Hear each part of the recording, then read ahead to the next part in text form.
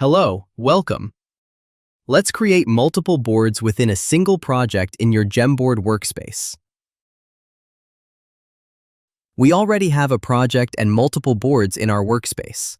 For this demonstration, we'll create another project here, and then create additional boards such as a Kanban or Scrum board.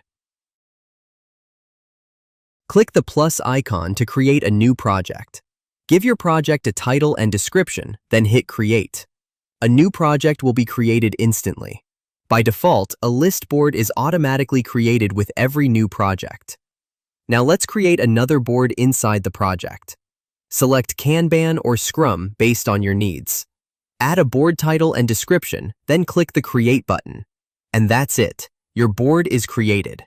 You can create multiple boards by following the same flow within the same project, adding as many boards as your workflow requires. Next, let's add a demo task to the board list. Add as many tasks as you need and start managing your project smartly and efficiently. GemBoard, your smart project management home. Get set and start now. Thank you.